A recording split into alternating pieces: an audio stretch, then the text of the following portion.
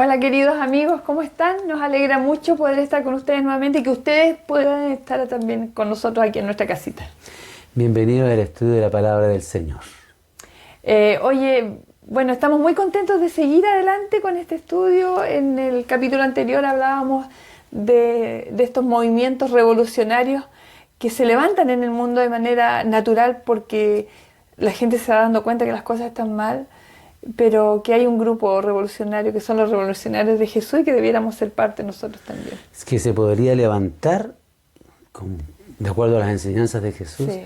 Y hacer sí una verdadera revolución en el mundo o en el medio donde está. De eso hablamos la vez anterior. Tres puntos importantes se destacan en estos dos conceptos que Jesús vertió que tienen relación con la sal y la luz del mundo. Pero antes vamos a orar y vamos a leer nuevamente estos pasajes para ponernos en onda. Sí, ahora yo voy a comenzar leyendo ¿Vamos a orar? en Mateo 5, sí, vamos a orar. Y para que tengan sus Biblias abiertas, Mateo 5, 13 en adelante, ¿ya? Muy bien. Oramos. Señor, ilumina tu palabra, porque ella es viva y eficaz. Y puede, Señor, alcanzar lo más profundo de nuestro corazón. En el nombre de Jesús. Amén. Vosotros sois la sal de la tierra, pero si la sal pierde su sabor, ¿con qué será salada? No sirve más para nada, sino para ser echada fuera y pisoteada por los hombres. Vosotros sois la luz del mundo. Una ciudad asentada sobre un monte no se puede esconder. Tampoco se enciende una lámpara para ponerla debajo de un cajón, sino sobre el candelero, y así alumbra a todos los que están en la casa. Así alumbre la luz de ustedes delante de los hombres, de modo que vean vuestras buenas obras y glorifiquen a su Padre que está en los cielos. Así es. Un pasaje maravilloso. Y nosotros hemos querido destacar tres puntos principales mencionamos que el primero es que hay una tremenda diferencia, una diferencia fundamental entre los cristianos y los no cristianos, entre la iglesia y el mundo. Debiera existir esa diferencia. Así es. También vimos en el tema anterior que tenemos que aceptar la responsabilidad que esta distinción coloca sobre nosotros. La distinción de que nosotros, ese vosotros que dijo Jesús, que somos la sal y que somos la luz. Y esa distinción paralelamente va haciendo su efecto en el mundo. Así es, y la tercera connotación importante, que es la que vamos a hablar hoy día, es que tenemos que ver nuestra responsabilidad cristiana como una doble responsabilidad. Veamos entonces de qué se trata esto. Así es. Bueno, en primer lugar, la sal y la luz tienen algo en común. Se dan y se gastan. Sí, se dan porque la sal, una vez que se usa, se usó, pues. No se puede volver a usar, no la puedes sacar de la ensalada, no la puedes sacar de lo que trataste de preservar. Por ejemplo, si es una carne y tú frotaste la carne con esa sal para que se preserve, el beneficiado no es la sal. La sal murió ahí, pero ¿qué es el beneficiado? Es la carne. Finalmente es el producto, no la sal misma la que... La ensalada, que se llama ensalada por la sal, ¿cierto? Allí la sal se pierde, se deshace también. Sí, claro. Ya, por eso se da. ¿Y quién es el privilegiado? Son las verduras, pues, o sea, los que reciben toda esa sazón. Claro. Y después los que la comemos también somos Y beneficiados. en el caso de la luz, bueno, tenemos que entender que Jesús, cuando dijo estas palabras, era en un contexto no de esta luz que nosotros usamos ahora, sino que de la luz que venía de la quema del aceite, ¿cierto? A través de Aceite de oliva. Claro. Entonces, ese aceite también se gastaba. Había una luz, pero se iba gastando también. Eran recipientes de arcilla que tenían una mecha y ahí estaba un depósito de aceite y eso se consumía, por eso se gasta. Por eso decimos que la sal y la luz que tienen esto en común es que se dan y se gastan y son todo lo opuesto a todo tipo de religiosidad centrada en uno mismo. Así es. Bueno, prestan por lo tanto un servicio diferente y complementario. Sí, porque la sal, su función en gran parte, uno podría decir que es negativa porque impide, ¿cierto? Impide la corrupción. Y la luz, su función es positiva, porque ilumina las tinieblas. Mira qué interesante ese contraste que podemos establecer. La sal frena algo, ¿cierto? Claro. La sal frena algo que va a suceder, que es la corrupción del elemento. Claro. Bueno, Jesús nos llama entonces a ejercer nosotros esa doble influencia en la comunidad secular. En la comunidad secular. Nosotros tenemos que salir de nuestro salero, que es la iglesia. Claro, ese es el problema. Estamos ahí metidos toda la sal junta. La sal tiene que salir, tiene que darse, y la luz tiene que gastarse, mezclándose en las tinieblas y mezclándose en la sociedad, por supuesto. Como sal tenemos que detener la corrupción. Y como luz, llevar luminosidad, decíamos recién, a las tinieblas. Así tiene que ser. Por eso que existe esta justa relación entre la evangelización y la acción social, en la misión total de Cristo en el mundo. O sea, no podemos separar la evangelización de la acción social. Y nosotros, yo siento, Luis, que de repente nos hemos abocado a que esta acción social solo tenga que ver con ayuda de alimentos. Claro, de alimentos. Ayuda a los pobres, o algún mayormente desvalido, eso, alguna ¿no? persona, ¿no es cierto?, que Claro. está enfermo, proveerle medicamentos. Pero no de lo que tiene que ver con la justicia social. Claro, porque es un tema que nosotros es espinudo, Sí. o espinoso, no sé cómo decirlo, Sí. pero es un tema complejo de abordar, porque, ¿sabes por qué, Vivi, especialmente? Porque lo mezclamos con la política. Claro. Entonces, como la política está tan sucia, nosotros decimos... Y no, toda la política, indistinto de quiénes sean los claro, entonces como que se ensucia tanto, Sí. y entonces nosotros, ¿cómo nosotros los creyentes vamos a estar metidos ahí? Porque está directamente relacionada con la política. Claro. La política tiene mucho que ver con las cosas, con el asunto social. Porque que allí está se ocurriendo. legisla. Claro. Allí se toman las decisiones para legislar y dar la dirección a las naciones. Entonces, nosotros somos lanzados hacia las naciones para generar un efecto negativo, impidiendo la corrupción, y positivo, disipando las tinieblas. Y eso implicará una decisión más avesada, Sí. más atrevida, diría yo. O sea, Este mensaje, Vivi, perdona, sí. pero también me lo estoy dando yo mismo. Sí, O sea, claro. yo siento que no estoy hablando con sinceridad, que no estoy llegando ni a los talones a lo que dice Jesús aquí. O sea, por eso yo decía ayer, o estos últimos días, de que de verdad que estos temas también nos han llevado a nosotros a reflexionar. O sea, estamos realmente siendo sal y luz en el mundo, porque nos vemos re bonitos llegando a la iglesia, pero ahí nos encerramos entre cuatro paredes y ahí está la sal y la luz. Claro, y de repente por ahí queremos agarrar a alguno, o que, claro, está cansado de la vida, el camino, los problemas lo llevan acá, pero que es como que otra clase de problemas también. Claro. Pero ¿saben dónde está nuestro lugar? Además de esas cosas, porque no las vamos a excluir, nuestro lugar está en medio de la comunidad secular, porque allí la sal puede preservar de la corrupción. Y está en medio de la comunidad secular porque allí la luz puede iluminar la oscuridad en la que se encuentra el mundo hoy día. Y no está nuestro lugar allí para nosotros estar reprochando a la gente.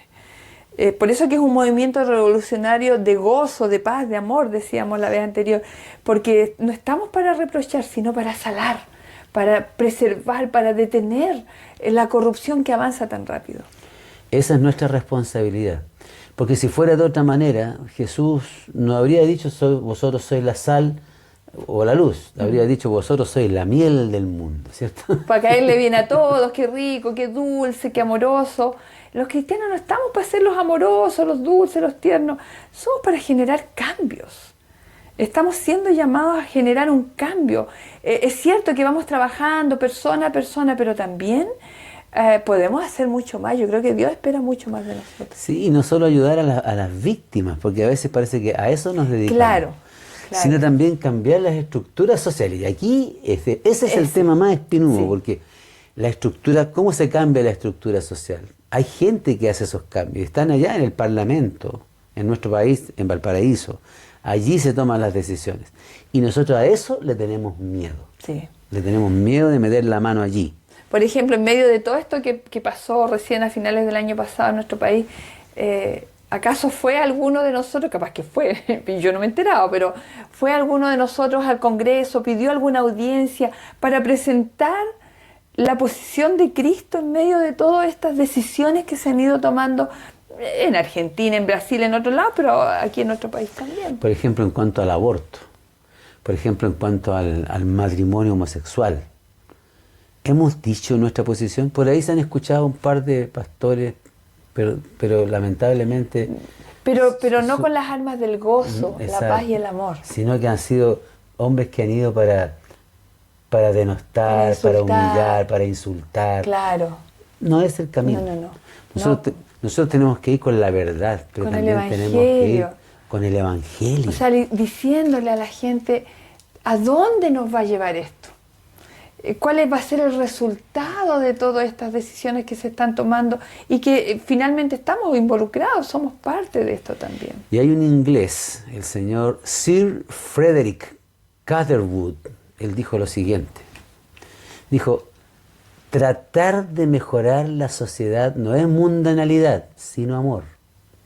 Y después agregó, y lavarse las manos de la sociedad no es amor, sino mundanalidad. ¡Qué frase! Claro. Entonces uno se pregunta, bueno, ¿cómo puedo hacer eso? Y nosotros queremos mencionar dos ejemplos aquí de dos personas que movieron el mundo realmente, o parte de ella, o una buena parte del mundo, ¿cierto? Sí, mira, uno fue William Carey. ¿sí? Carey.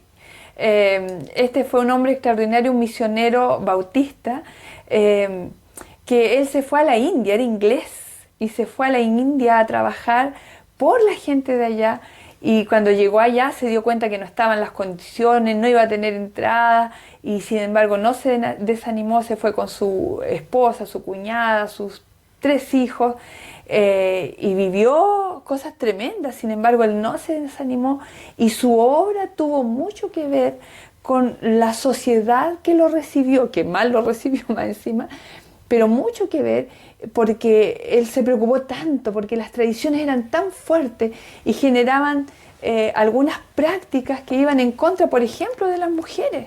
De hecho, las mujeres eran... Las viudas. Las mujeres primero tenían que ser parte de la poligamia. Claro, no iban a la escuela. No iban al colegio, no tenían derecho a educación. Eso era normado, aceptado por las normas de los gobiernos de allá. Además, las viudas, cuando moría el hombre, eran quemadas juntamente con el cuerpo del hombre.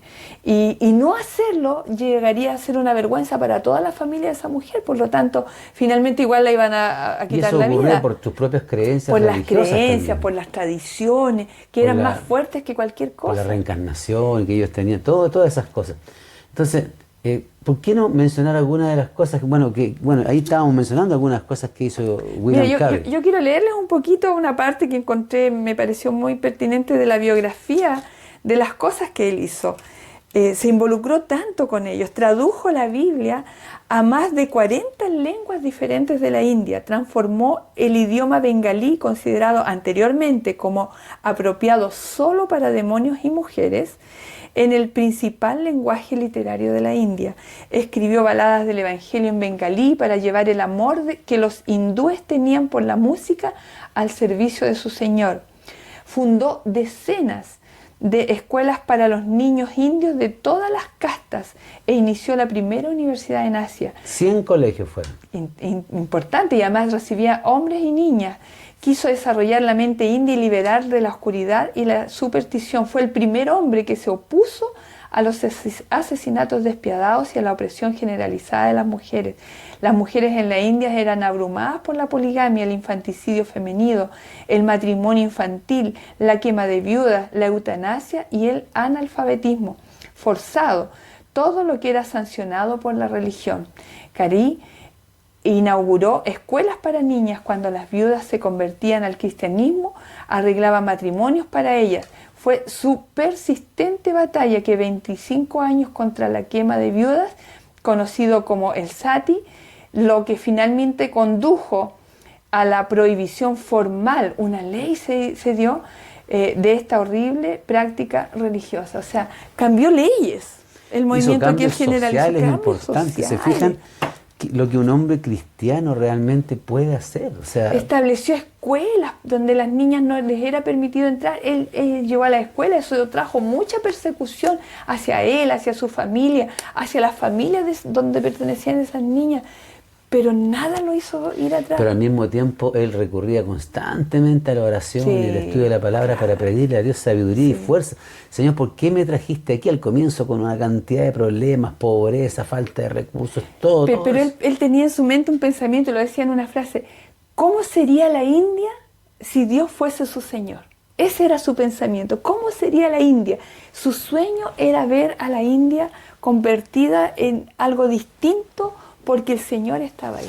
Y sabes que pienso, Vivi, también a veces que para algunos de nosotros el pensamiento de que el Señor va a venir pronto, a veces hace que también perdamos el interés en la sociedad. Sí. Porque total va a venir el Señor. Claro. O que este mundo nunca va a mejorar. Claro, yo creo que sí tenemos una acción que hacer. Claro. Tenemos un trabajo que hacer en ese sentido, porque nosotros hemos sido llamados a ser preservadores de la corrupción.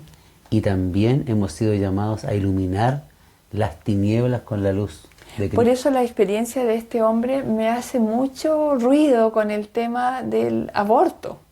Claro. De cómo las mujeres de nuestra sociedad aquí en mi país abogan por su derecho a matar a un niño dentro de su vientre. Y nosotras no decimos nada.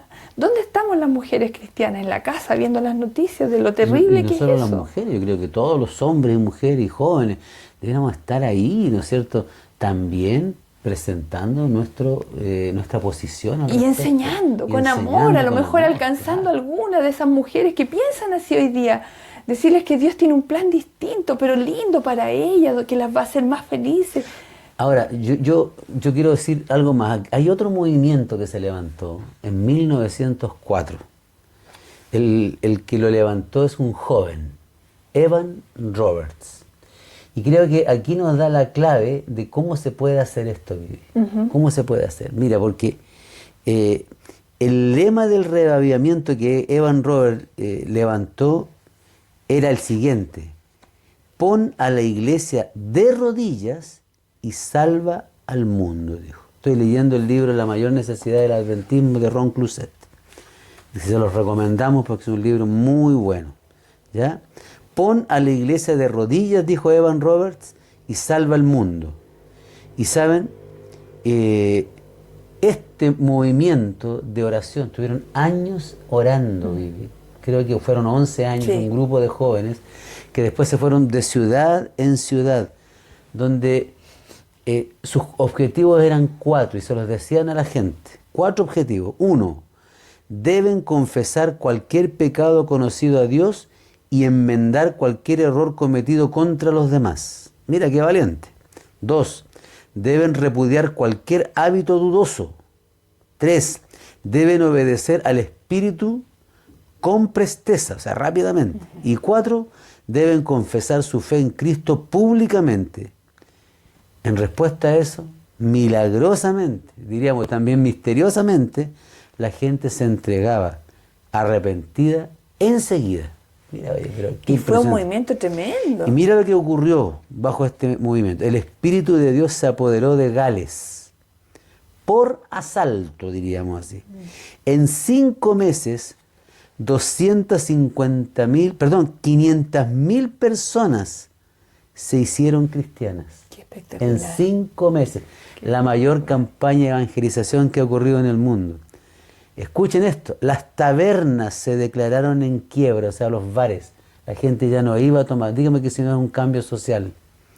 Por falta de clientes, no había gente para las tabernas. Los embarazos extramatrimoniales, fuera del matrimonio, prácticamente desaparecieron. A los jueces les daban guantes blancos. Ningún caso para procesar. Nada de asaltos, robos, violaciones, asesinatos ni estafas. La delincuencia simplemente se paralizó. Mira cuánto luchamos por la delincuencia nosotros. Claro. ¿Ya?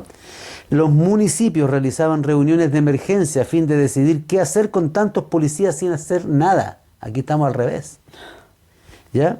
Algunos se volvieron creativos y en vez de patrullar los partidos de fútbol o los bares de noche, comenzaron a cantar en las iglesias. Había tantos mineros de carbón que se convirtieron que la producción de carbón bajó. ¿Y saben por qué? Porque cuando ya no hablaban lenguaje soez o vulgar o garabatos, nos decían los mineros ahora, los caballos que acarreaban el carbón desde el fondo de las minas, ahora no obedecían igual porque no sabían lo que se les estaba diciendo. Estaban acostumbrados a puros garabatos o un tipo de garabatos, siempre los mismos. Y como ahora ellos estaban convertidos, ya no los insultaban ni a los animales. Entonces la producción bajó porque los caballos no se movían tan rápidamente. Interesante. El reavivamiento se propagó por todos los países de habla inglesa, incluyendo las colonias africanas y el norte y el centro de Europa, India, Japón, China, Corea, Indonesia y Latinoamérica. Y su impacto tal vez haya excedido cualquier despertar previo que se conozca en la historia. Cambio social, absolutamente. O sea, te puede cambiar la sociedad. Pero yo creo que es tan importante lo que tú dijiste, o sea, ¿cómo partimos? ¿Cómo partimos? ¿Tengo que salir de aquí a la calle, a la revolución? Yo creo que no. No. Tenemos que juntarnos, estudiar estas cosas y con un grupo de hermanos empezar a crear un movimiento potente de oración para que Dios nos diga cómo lo tenemos que hacer. ¿Y cuánto Porque es muy peligroso lo otro. Sí, es muy peligroso lo otro. Cuando uno sale con claro, sus propias fuerzas, sí. con sus propias ideas, puede ser que las una motivaciones oracioncita sean buenas, por ahí nomás, claro. no resulta. No. Y eso, perdónenme, pero eso es lo que nos ha estado pasando como iglesia. Por eso nuestros resultados son tan pobres. Claro, son pobres. Por eso ¿y cuánto nos cuesta? Estaba pensando, mantener un movimiento de oración. Nos cuesta. Hablamos de la oración, pero cuando vienen, por decir algo, no sé, por 10 días de oración, uy, se nos hace pesado. Son 10 días. Y estos fueron años, pero tiene que haber habido un amor de esos jóvenes. Por eso que nosotros destacamos aquí los jóvenes, ¿no?